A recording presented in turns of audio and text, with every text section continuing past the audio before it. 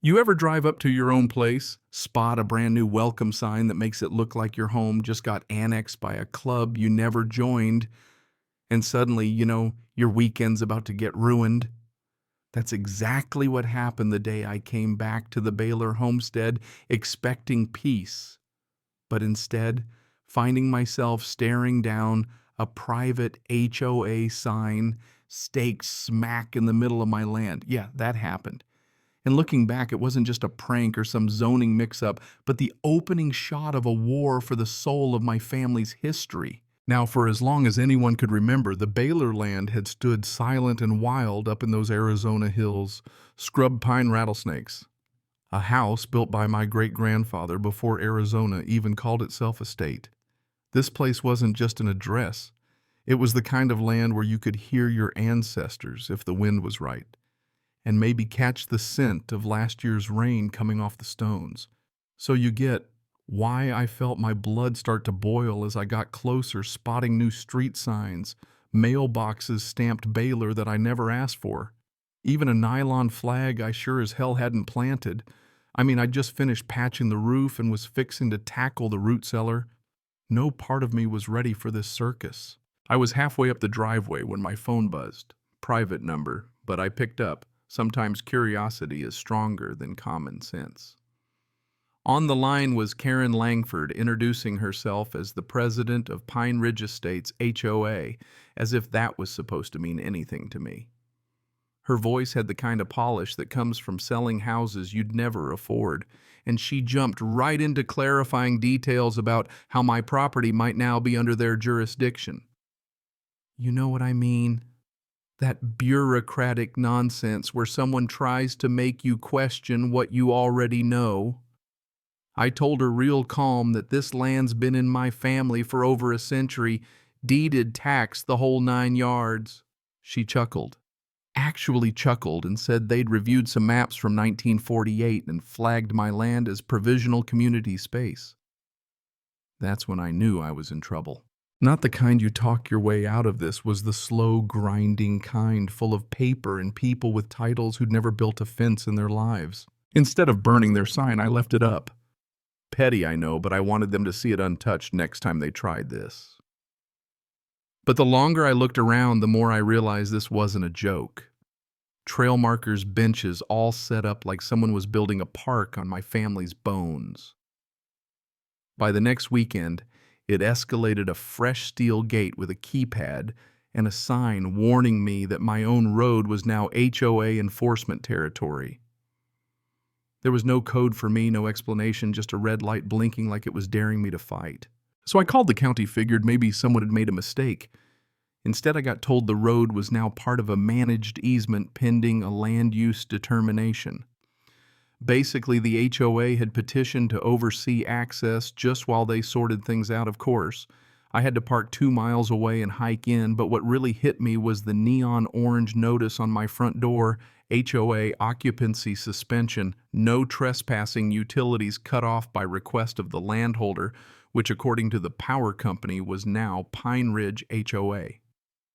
They'd actually filed paperwork claiming they owned it. I called Karen, left a voicemail that she'd better reverse all this or I'd be talking to the sheriff.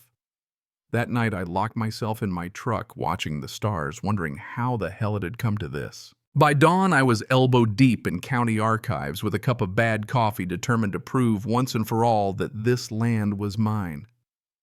That's where I met Roberta, an archive clerk with a look like she'd rather be at a dentist. But when she saw Baylor, she helped me dig out the original 1911 Homestead patent, every tax record, every map, every inch of evidence. "You're not the first one they've tried this on," she whispered. That hit hard. Next stop was my lawyer, Susan Lerner. She's the kind of attorney who reads case files like battle plans and doesn't flinch when things get ugly. In 20 minutes, she had a restraining order drafted, demanded utility restoration, physical barriers removed. And let's just say she didn't stop there. She was already prepping a lawsuit for fraud, trespass, the works. The HOA office turned out to be a trailer, which pretty much told you all you needed to know. When Susan served notice, Karen called right back, smooth as ever. "You're being aggressive," she said. Susan barely blinked. The time for civility was 3 actions ago. That was the day I stopped feeling like a victim and started feeling like a bailer again. That afternoon, the sheriff sent a deputy to my place to photograph the gate, the sticker, the shutoff, finally someone on my side. Court was the next circus. Karen rolled in with a lawyer who looked like he'd lost a bet, and they dropped a historic map showing my parcel as HOA property. The judge, sharp as a tack, spotted a pond on the map that hadn't existed until the 1980s. Susan calmly pointed out that the map was a fake metadata, proved it was made in 2021 by Karen's buddy. The judge wasn't amused and ordered all HOA records into forensic review. Suddenly, the HOA was on the defensive. Now here's where it gets wild. A junior HOA tech, Drew, sent us leaked emails showing Karen and her crew planning to annex my land and clean up the old county map. Not a mistake, a scheme. Those emails plus a flash drive with renderings of luxury homes drawn right over my barn turned this from a property dispute into full-blown fraud. Turns out they'd funneled land filings through a shell company run by Karen's brother, and a county official was in on it too. The dominoes fell fast after that. Within days, Susan filed to expand our complaint to include conspiracy and government collusion. Then the state got involved. Arrests were made, Karen was perp-walked out of her office, and the news was everywhere. The state froze the HOA's accounts, and for the first time in months, I could walk my own land without looking over my shoulder. But it didn't stop there. Turns out 4 other landowners came forward, most elderly. One barely spoke English, all targeted by Karen's HOA machine. Drew testified that Karen had handpicked vulnerable owners, assuming they'd just give up. Instead, the judge ordered every inch of HOA business audited, and the association was suspended, replaced by a court-appointed receiver. You'd think it would feel like a happy ending, but even after winning, I caught pushback graffiti on my fence. Angry neighbors blaming me for ruining the community.